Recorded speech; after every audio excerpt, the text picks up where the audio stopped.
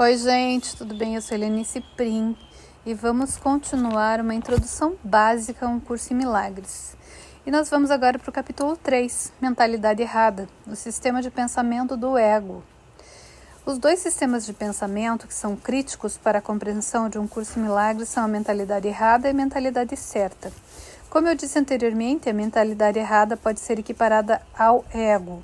A mentalidade certa pode ser equiparada ao sistema de pensamento do Espírito Santo, que é o perdão. O sistema de pensamento do ego não é muito feliz. O curso torna muito claro que tanto o ego quanto o Espírito Santo são perfeitamente lógicos e consistentes em si mesmos. São também mutuamente exclusivos. Todavia, nos ajuda muito a compreender exatamente o que é a lógica do ego, porque ele é muito lógico. Assim, uma vez que você perceba essa sequência lógica, muitos pontos no texto, que de outra forma parecem obscuros, tornam-se bastante evidentes. Uma das dificuldades ao estudarmos um curso em milagres é que ele não se parece com nenhuma dos outros sistemas de pensamento. A maioria procede de uma forma linear, na qual você começa com ideias simples e vai construindo em cima delas em direção à complexidade. O curso não é assim. O sistema de pensamento do curso é apresentado de um modo circular. Parece andar em círculos sempre em volta do mesmo ponto uma e outra vez. Vamos pensar na imagem de um poço. Você vai andando em círculos em volta do poço, indo cada vez mais para baixo até chegar no fundo. E o fundo do poço seria Deus. Mas você continua andando em volta do mesmo círculo. Acontece que ao seguir cada vez mais para baixo, você se aproxima da fundação do sistema do ego. Mas é sempre a mesma coisa. E é por isso que o texto diz a mesma coisa uma e outra vez. Como é quase impossível compreender isso da primeira vez ou da 100ª vez, você precisa das 721 páginas. É um processo, e essa é uma das coisas que distinguem o curso em milagres dos outros sistemas de espiritualidade. Apesar de ser apresentado como um sistema de pensamento bastante intelectualizado, é realmente um processo experimental.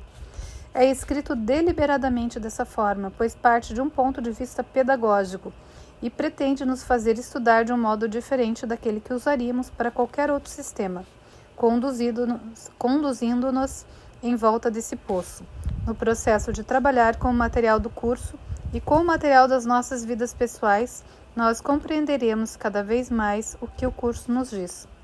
Contudo, eu acho que nos ajuda bastante a abordar o sistema de pensamento do ego de um ponto de vista linear, para podermos compreender como ele é construído. Isso fará com que seja mais fácil lermos o texto. Pecado, culpa e medo. Há 3 ideias centrais para a compreensão do sistema de pensamento do ego. Esses são os fundamentos de todo o sistema: o pecado, a culpa e o medo. Sempre que vocês virem a palavra pecado no curso, podem substituí-la pela palavra separação, porque as duas são a mesma.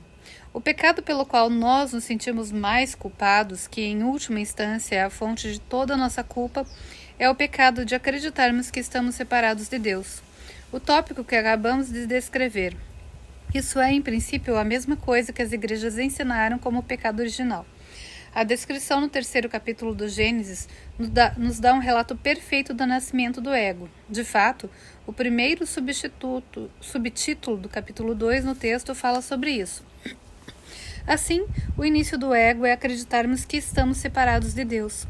O pecado é isso, acreditarmos que nos separamos de nosso Criador e constituímos um ser que é separado do nosso ser verdadeiro. O ser é sinônimo de Cristo. Sempre que vocês virem a palavra ser com letra maiúscula, podem substituí-la por Cristo. Nós acreditamos que constituímos um ser com S minúsculo, que é a nossa verdadeira identidade. E esse ser é autônomo com relação ao nosso ser real, com S maiúsculo, e em relação a Deus. Esse é o começo de todos os problemas no mundo.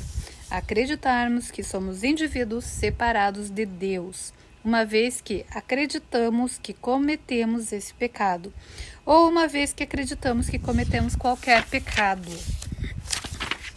É psicologicamente inevitável nos sentirmos culpados por aquilo que acreditamos que fizemos. Em certo sentido, a culpa pode ser definida como a experiência de termos pecado. Assim, podemos basicamente usar pecado e culpa como sinônimos, uma vez que acreditamos que pecamos. É impossível não acreditarmos que somos culpados, passando a sentir o que conhecemos como culpa. Olha só, né? Quando um curso em milagres fala sobre culpa, usa a palavra de modo um pouco diferente daquele no qual ela é usada geralmente, que quase sempre serve para conotar que eu me sinto culpado por aquilo que fiz ou deixei de fazer. A culpa está sempre ligada a coisas específicas no passado, no nosso passado. Mas essas experiências conscientes de culpa são apenas como o topo de um iceberg. Se vocês pensarem num iceberg, abaixo da superfície do mar está essa massa gigantesca que representaria o que é a culpa. A culpa é realmente a soma total de todas as crenças, experiências e sentimentos negativos que jamais tivemos sobre nós mesmos. Assim, a culpa pode ser qualquer forma de ódio ou rejeição de si mesmo, sentimentos de incompetência, fracasso, vazio ou a sensação de que há coisas que em nós que estão faltando ou estão perdidas ou são incompletas. A maior parte dessa culpa é inconsciente. É por isso que a imagem de iceberg é tão útil. A maior parte das experiências que nos indicariam o quanto nós nos sentimos mal, estão abaixo da superfície da nossa mente consciente, o que faz com que sejam virtualmente inacessíveis a nós. E a maior fonte de toda essa culpa é acreditarmos que pecamos contra Deus por nos separarmos dele. Como resultado disso, vemos a nós mesmos separados de todas as outras pessoas e do nosso ser. Uma vez que nos sentimos culpados, é impossível não acreditarmos que seremos punidos pelas coisas terríveis que acreditamos ter feito e pelas coisas terríveis que acreditamos ser. Como o curso nos ensina, a culpa sempre exige punição. Uma vez que nos sentimos culpados, acreditaremos que temos que ser punidos pelos nossos pecados. Psicologicamente, não há nenhuma forma de evitarmos esse passo, então teremos medo. Todo medo, não importa qual pareça ser a causa no mundo, vem da crença de que eu devo ser punido pelo que fiz ou pelo que não fiz. E assim terei medo do que será essa punição. Por acreditarmos que o objetivo último do nosso pecado é Deus, contra o qual pecamos por nos separarmos dele, acreditaremos então que será o próprio Deus que virá nos punir. Quando lemos a Bíblia e nos deparamos com todas aquelas passagens terríveis sobre a ira e a vingança de Deus, agora sabemos onde elas tiveram origem. Isso nada tem a ver com Deus como Ele é, já que Deus é apenas amor. Todavia, isso tem tudo a ver com as projeções da nossa culpa sobre Ele. Não foi Deus quem expulsou Adão e Eva do jardim do Éden. Adão e Eva expulsaram a si mesmos do jardim do Éden. Uma vez que acreditamos haver pecado contra Deus, o que todos nós fazemos, temos que acreditar também que Deus nos punirá. O curso nos fala dos 4 obstáculos para a paz. E o último obstáculo é o medo de Deus.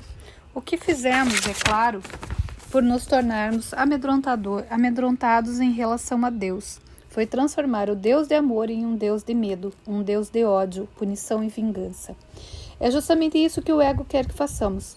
Uma vez que nos sentimos culpados, pouco importa de onde acreditamos que vem essa culpa.